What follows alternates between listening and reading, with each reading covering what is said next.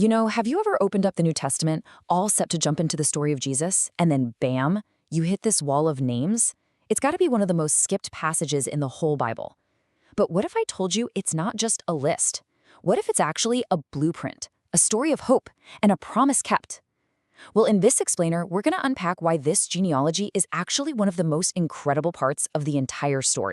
So, the Gospel of Matthew doesn't kick off with a huge miracle or some profound sermon. Nope, it starts right here with a family tree. And it's making an absolutely massive claim from the very first sentence. It's connecting Jesus to two of the heaviest hitters in Jewish history, King David and Abraham. You see, this isn't just some casual introduction. It's the entire foundation for everything that's about to come. Okay, let's be real for a second. When you see verse after verse of so-and-so was the father of so-and-so, it's pretty easy for your eyes to just glaze over, right? It can feel like some super dry ancient record, and you're left wondering, what in the world does this have to do with me?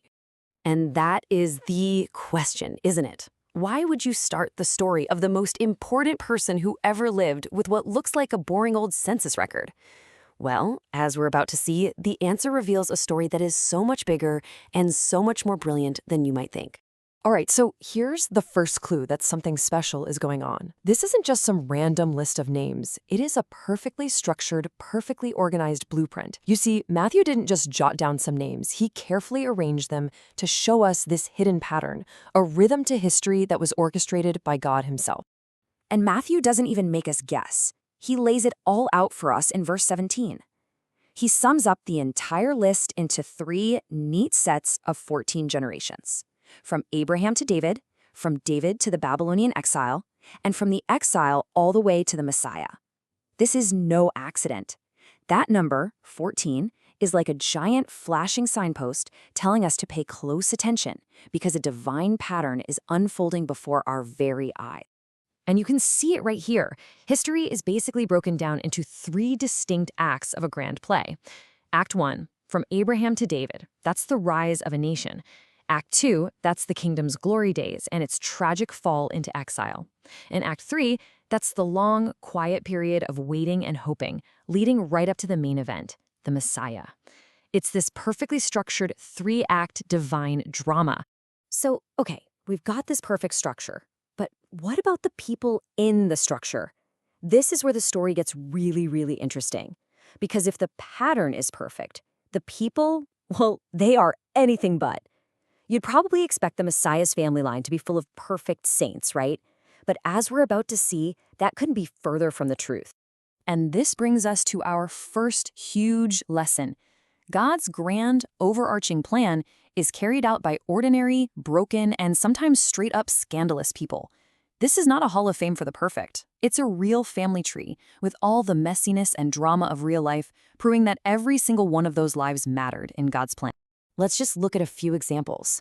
Matthew goes out of his way to include the names of 4 women, which was totally unheard of in genealogies back then. And first up is Tamar. Her story, wow, it involves deception and a pretty desperate situation just to carry on her family line. It's a messy, complicated affair, but there she is, a critical link in the chain leading to Jesus. Then you've got Rahab. Now get this. She wasn't even an Israelite. She was a Gentile from the enemy city of Jericho. And her job? She was a prostitute.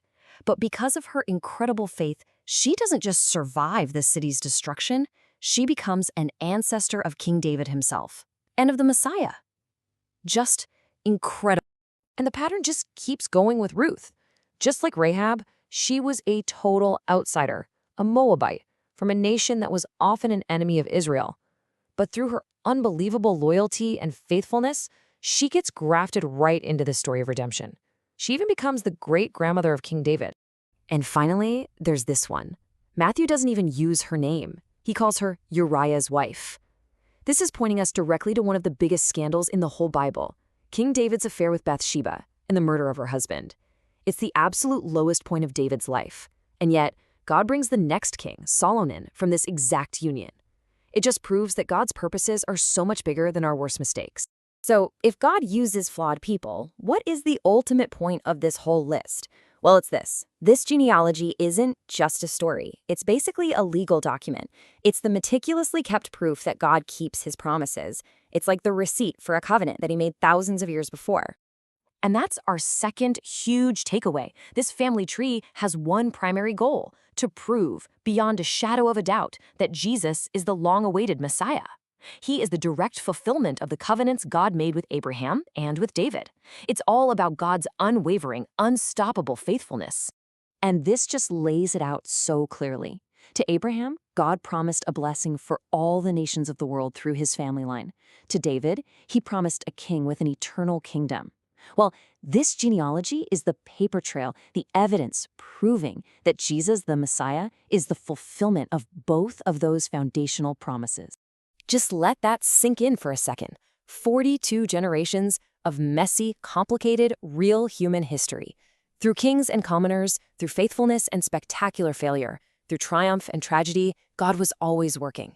He was always faithful, bringing his plan to its perfect conclusion at the exact right time. Jesus' arrival was no accident. Okay, so we've looked back at this incredible blueprint from the past, but what does it mean for us? For you and me, right here, right now?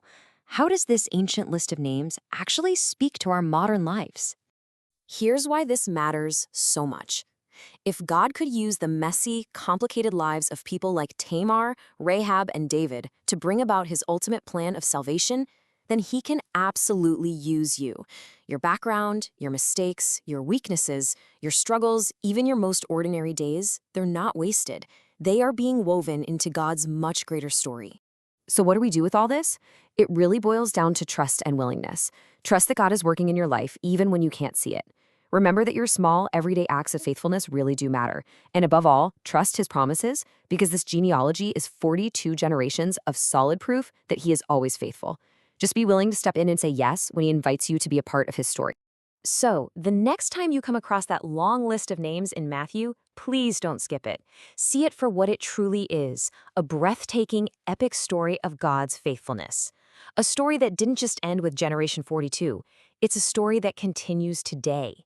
And it leaves us all with one final, powerful question. God's plan unfolded through all of them, so what story is he writing with you?